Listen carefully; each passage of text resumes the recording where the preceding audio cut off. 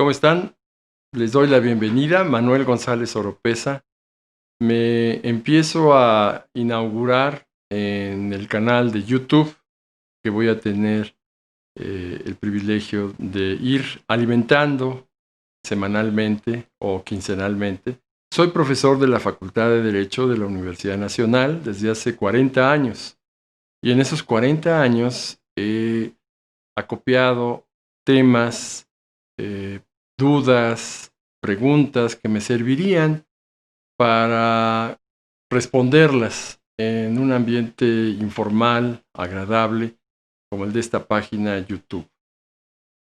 En esos años de docencia también he realizado investigación en la Universidad Nacional y he tenido la ocasión de fundar algunos institutos de investigación jurídica en la Universidad de Guadalajara e incluso en congresos estatales para analizar los temas legislativos de política pública que se presenten en esos congresos.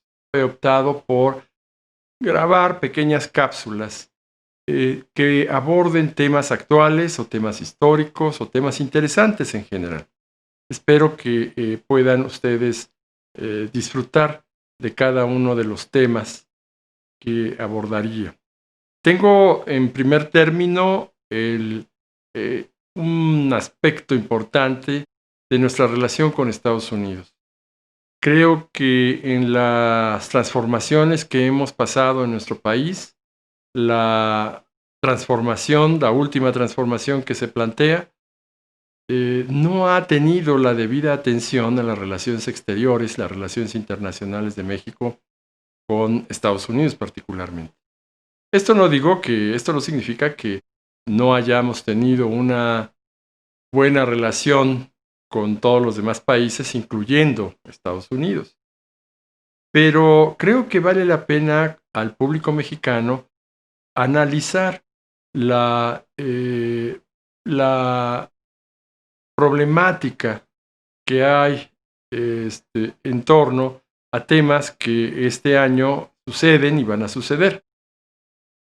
En noviembre de este año va a haber elecciones presidenciales en Estados Unidos y el 11 de agosto el candidato demócrata que es el favorito en esas elecciones porque lleva entre 9 y 10% de ventaja al presidente en turno, Donald Trump, pero Biden ha seleccionado a su pareja como vicepresidenta. Pareciera que es una decisión intrascendente o por lo menos que no merece mayor comentario, pero incluso esos pequeños datos nos pueden abrir una serie de aspectos interesantes por conocer de la cultura política de ese país que en un principio, como saben ustedes, influyó tanto en nuestras instituciones en México. La vicepresidencia es una institución que tiene en sus orígenes la Constitución de Estados Unidos y nosotros la tomamos de esa Constitución. Se estableció en la primera Constitución Federal de 1824 la figura de vicepresidente. Y al lado de Guadalupe Victoria, el primer gran presidente de México, federalista, luchador por la independencia de nuestro país, estuvo otro luchador como vicepresidente, mayor, aunque de tendencias más moderadas, más conservadoras, diría yo. Entonces, Nicolás Bravo no se identifica como el primer vicepresidente de nuestro país, a pesar de que contribuyó a la independencia y autonomía de México. Bravo tuvo una posición importante, no solo antes de ser vicepresidente, sino que también fue parte de un poder ejecutivo colegiado que tuvimos en un principio. Pero tuvo la desgracia de caer un poco en la lucha de facciones, afectando a la primera presidencia que era de Guadalupe Victoria, que además fue el primer y único presidente de la época que concluyó su periodo completo de 4 años. Él enfrentó muchos de los problemas iniciales de México. Inició también el reconocimiento de la independencia de nuestro país frente a España, el Vaticano y los demás países. Logró el reconocimiento de Colombia, de la Gran Colombia hacia México, y toda la vida institucional de nuestro país comenzó a dar frutos en su presidencia, en su administración. Entonces, Nicolás Bravo, que lo acompañaba, fue electo vicepresidente de la manera en cómo se elegía a los vicepresidentes, tanto en Estados Unidos como en México.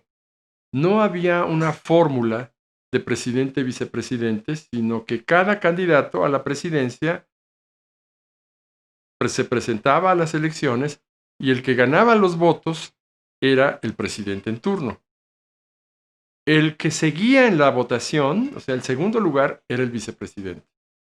Esto era técnicamente meritorio, pero impráctico, porque pueden ustedes suponer que el vicepresidente había sido contrincante del presidente y que el presidente le había ganado la presidencia.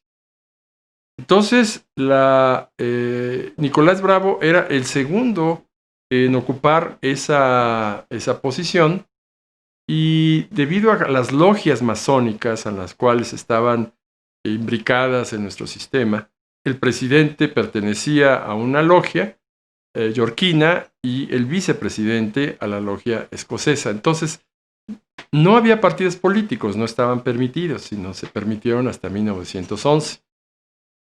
Pero estas logias fungieron como partidos políticos y fueron las que propiciaron la lucha de facciones que generó mucha división en nuestro país. Bueno, Nicolás Bravo, primer vicepresidente, se alzó en armas contra Guadalupe Victoria, su presidente. Y después de ser vencido, fue enjuiciado por ese delito de traición.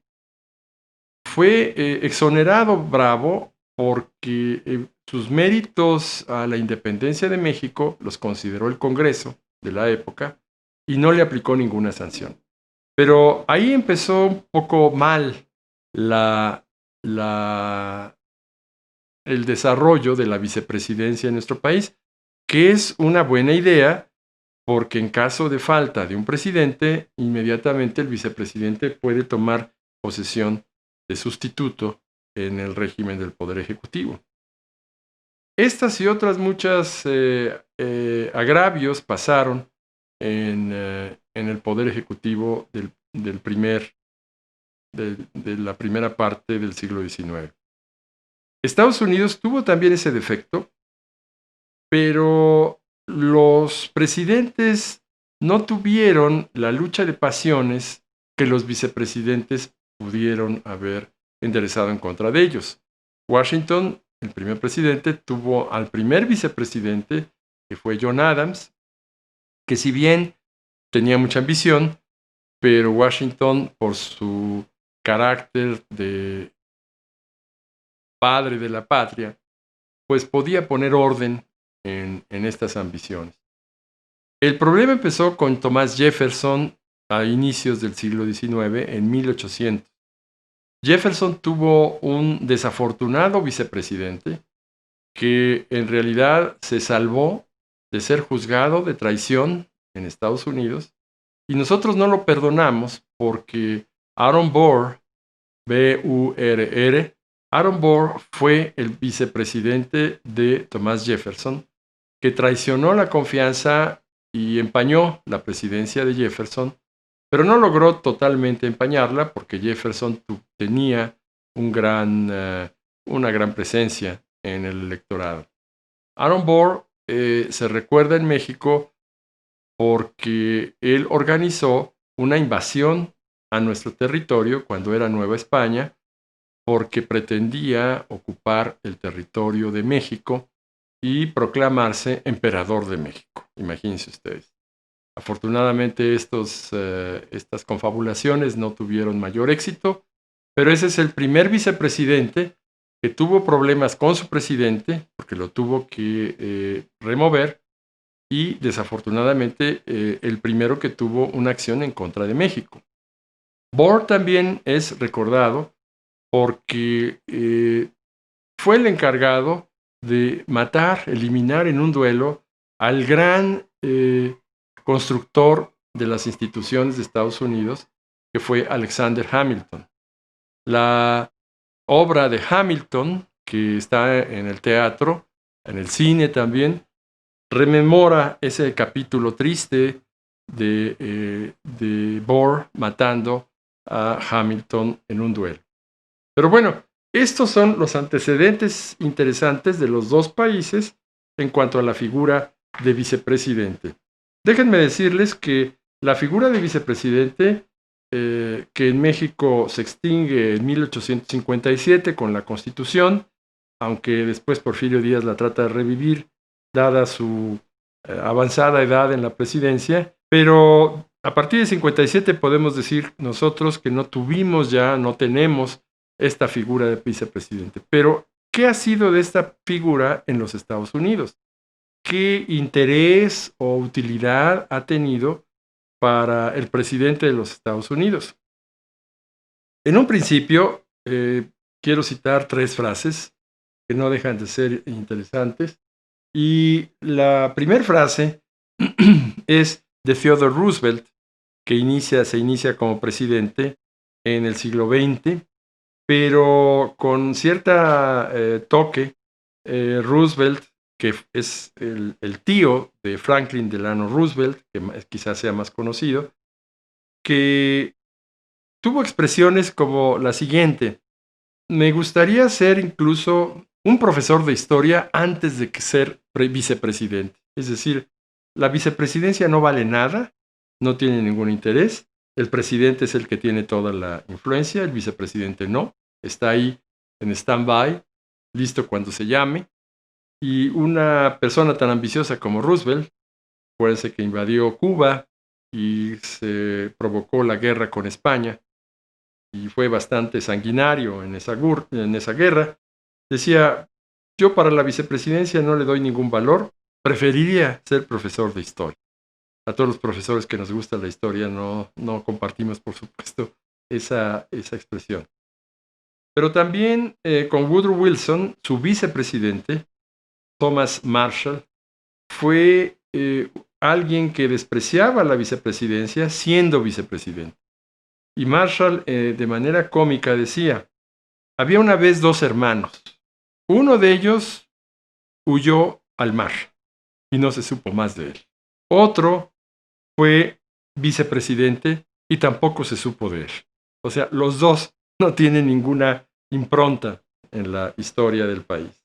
Y finalmente, en los años 60 del siglo XX, Spiro Agnew, que fue una figura que se reconoció por la torpeza en que se condujo, tanto que el presidente Nixon le pidió que renunciara a la vicepresidencia después de varios escándalos.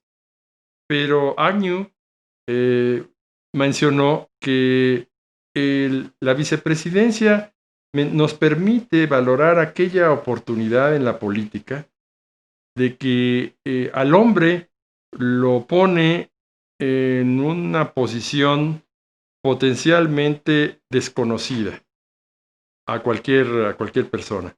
Pero el vicepresidente es una persona que lo pone en una posición, tiene una fama, y que es conocido, pero que es desconocido.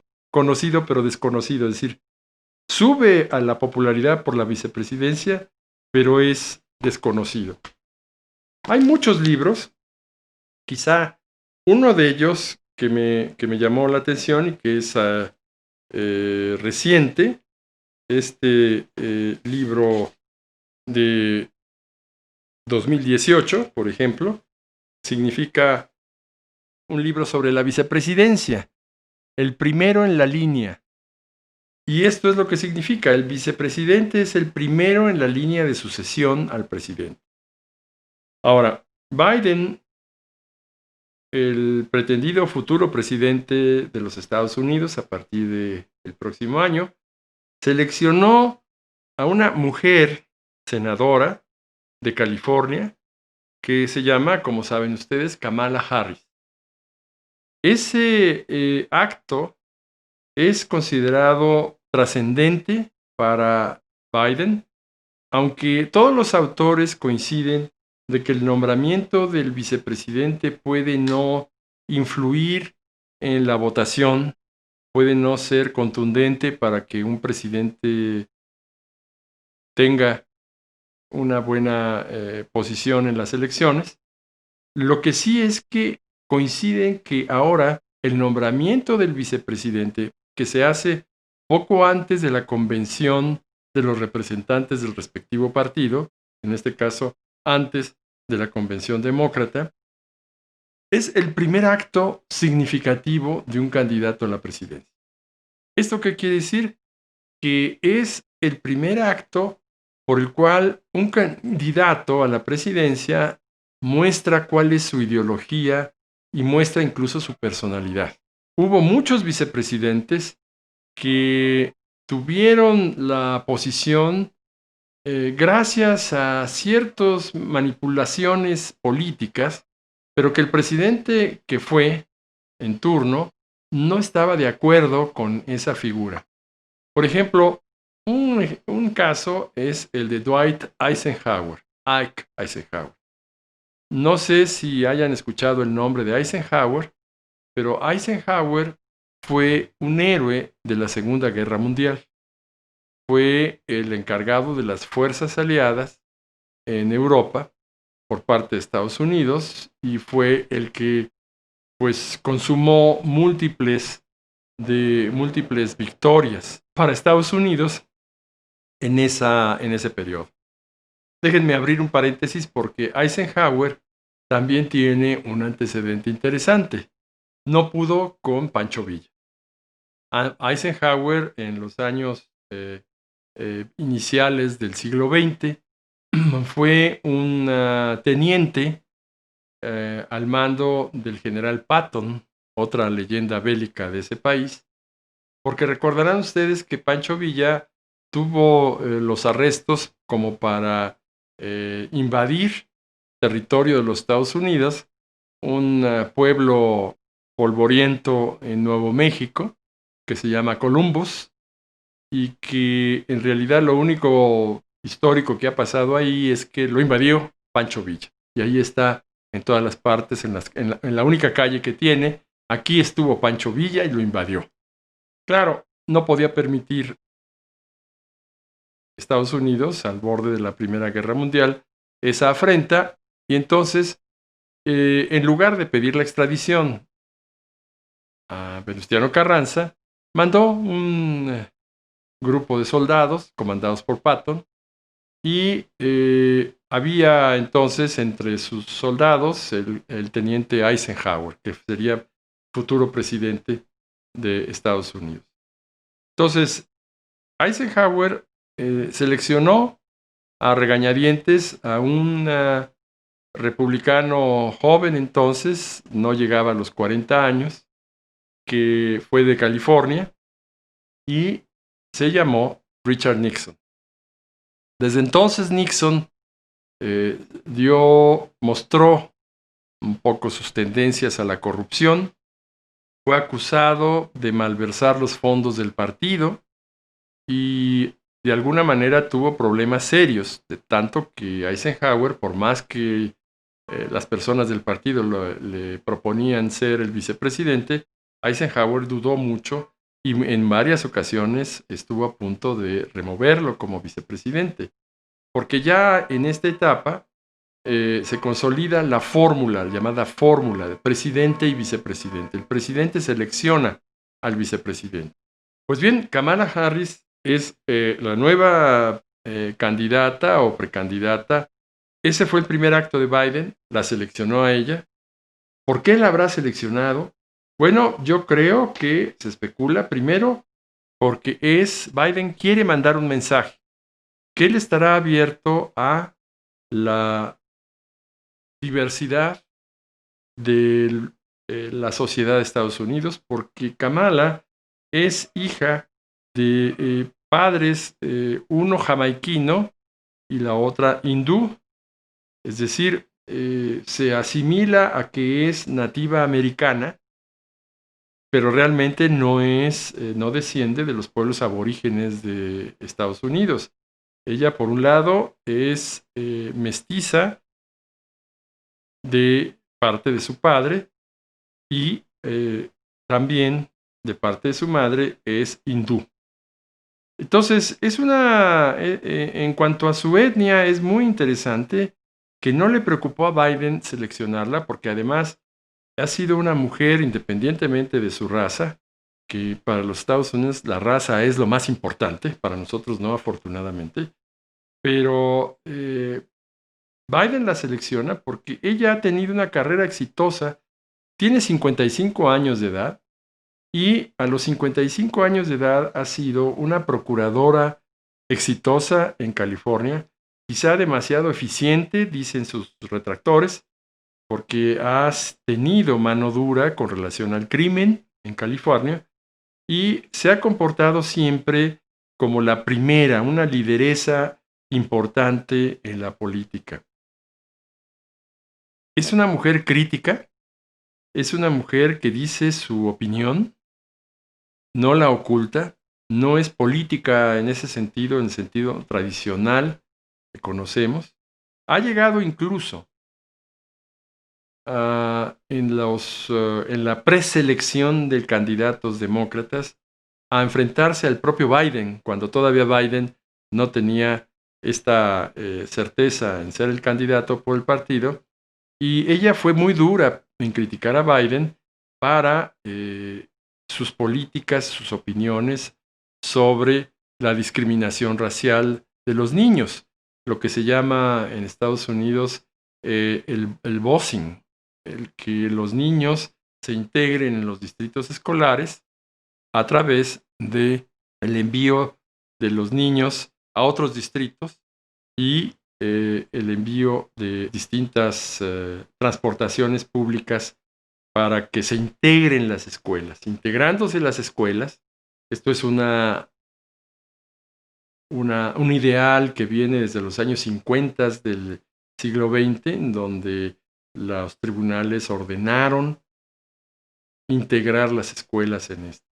Entonces, ¿qué significa? Primero, que ella es crítica y dice lo que piensa. Y la verdad, si Biden tuvo dudas respecto de la integración racial a través del busing, o si tuvo dudas respecto a la condena hacia los distritos discriminatorios del sur, como lo manifestó, ella realmente sostuvo una posición muy importante, muy interesante, liberal californiana, y no le importó.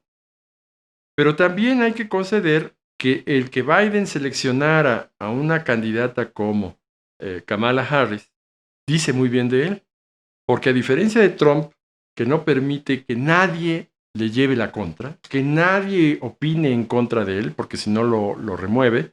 Por otro lado, las características de la vicepresidenta con 55 años contrastan con la edad del candidato a la presidencia, Biden, con 77 años. Biden sería el presidente más anciano de los Estados Unidos desde ese punto de vista, porque en materia de edad, Ronald Reagan llegó a la presidencia a los 69 años y Dwight Eisenhower llegó a los 70 años. Trump mismo ha llegado a los 70 años a la presidencia, pero Biden tiene 77 años. Y allí esta edad, esta diferencia de edad, nos demuestra que la vicepresidencia sirve para cubrir a la figura del presidente.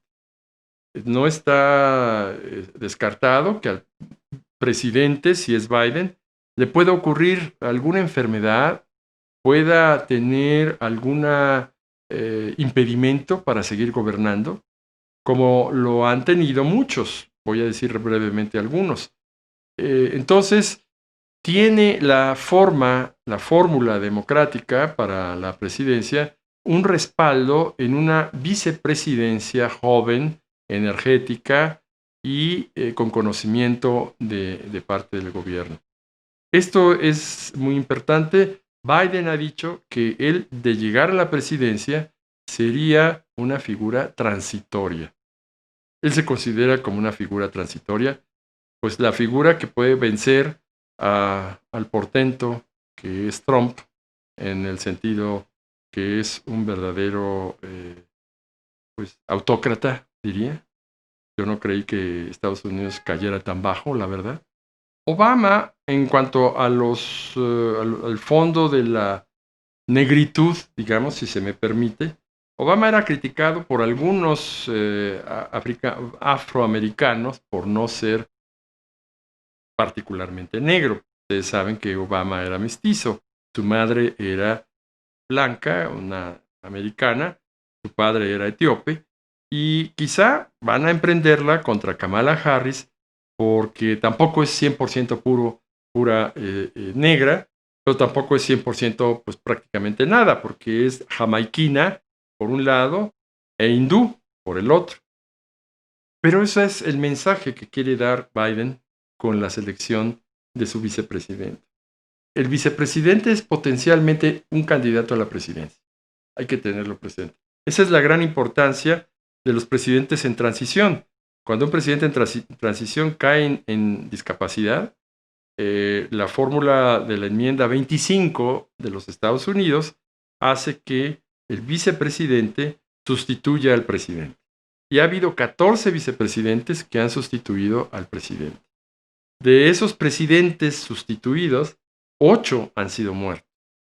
Es decir, nosotros nada más tenemos, creo, un presidente muerto en el siglo XX. Álvaro Obregón, lo asesinaron en 1928. Y en Estados Unidos ha habido más presidentes muertos. ¿Cuáles han sido? Han sido el presidente Harrison, que fue interesante su despedida porque llegó a la presidencia y en enero de 1841 pronunció un gran discurso, tenía muchas ganas de gobernar, se le contaron las palabras de su discurso y llegaron a ser 8,445 palabras en ese discurso inaugural, ¿se imaginan? Pero el único problema es que Harrison, quizá apasionado por la retórica de su discurso, no se cubrió debidamente con un abrigo y al día siguiente murió de neumonía. Es un poco triste, pero bueno, es anecdótico. Entonces, John Tyler, su vicepresidente, ascendió a la presidencia. Zacharias Taylor, en 1850, murió también.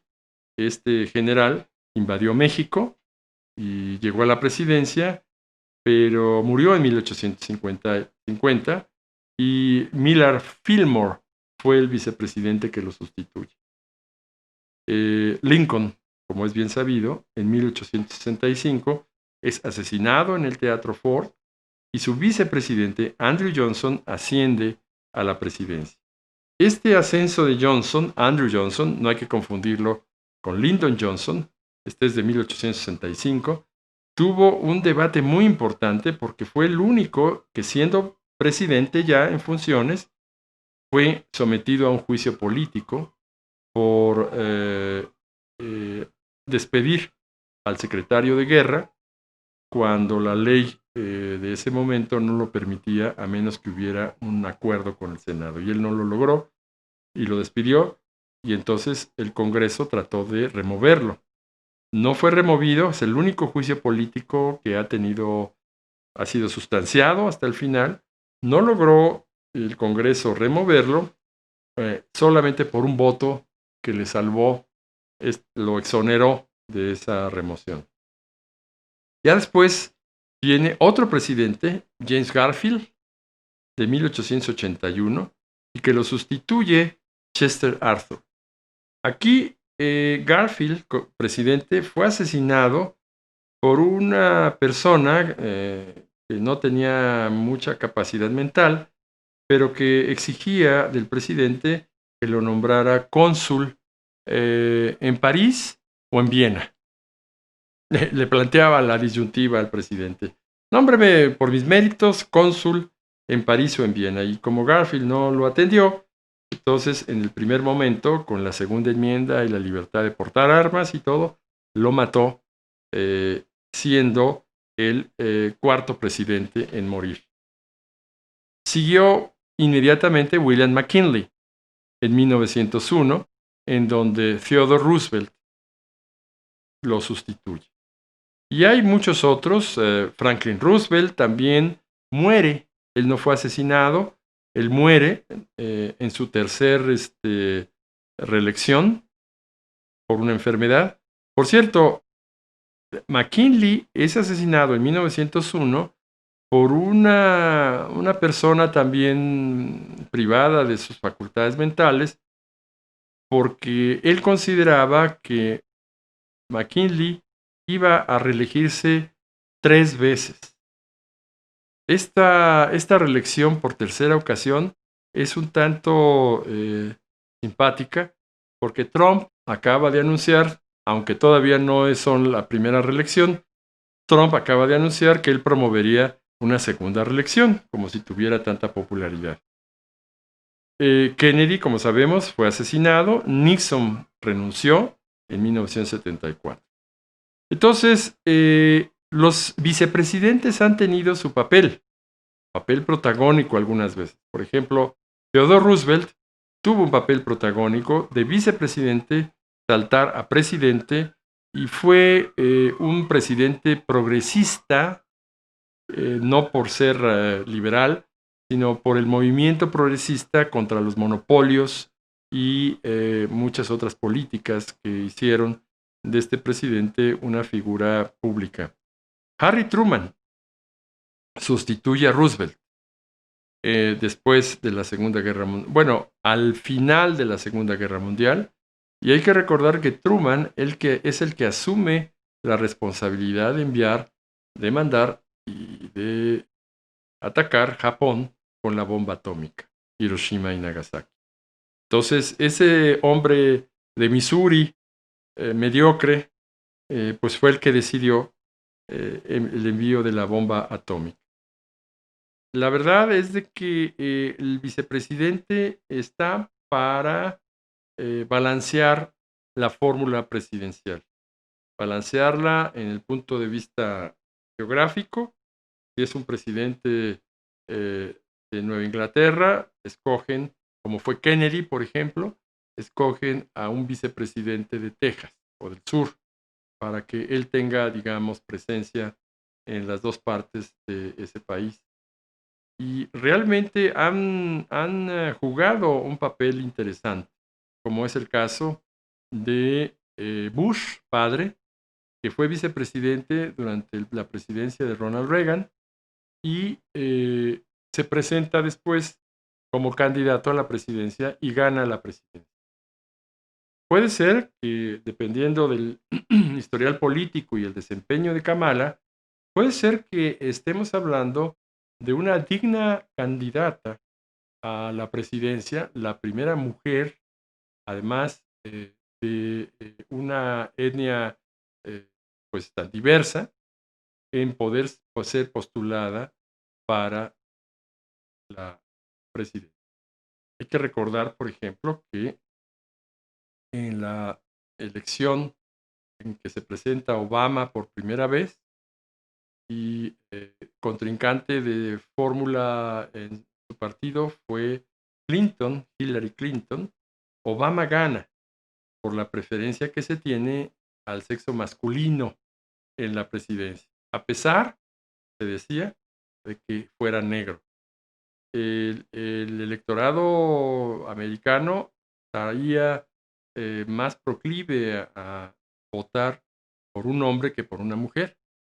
Quizá la presencia de Kamala en los próximos años pueda ser interesante, que cambie la percepción del público de los Estados Unidos por la mujer, pero además por la mujer de origen diverso. Y esto sería lo más importante que podría ser o constituir para Estados Unidos, para que se deje de estas discriminaciones raciales que lo han perseguido durante tantos años. que deje las discriminaciones de género y que deje las discriminaciones de raza. Kamala podría ser el momento adecuado para romper con estas discriminaciones y que la supremacía blanca de ese país sea sepultada ante la diversidad étnica y de género de una persona como Kamala Harris. Vean ustedes que los eventos que se puedan desarrollar en noviembre de este año pudieran ser trascendentes dentro de muchos años. Ojalá que pudiera pasar ese cambio porque el país como va, bajo Trump y bajo los republicanos de línea dura, no es un país exitoso, no es el Estados Unidos que inspiró a nuestro país. Ya no lo necesitamos, evidentemente, para ninguna influencia, pero sí podríamos ser colaboradores, porque México, antes que Estados Unidos, tuvo el reconocimiento de derechos universales, todas las razas, y ha tenido últimamente un expediente muy importante para no discriminar a las mujeres.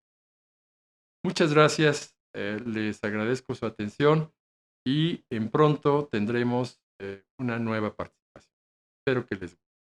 Hay un correo electrónico que suplicaría que pudieran anotar si es que hubiera alguna pregunta o algún comentario y estaré feliz de contestar. Gracias.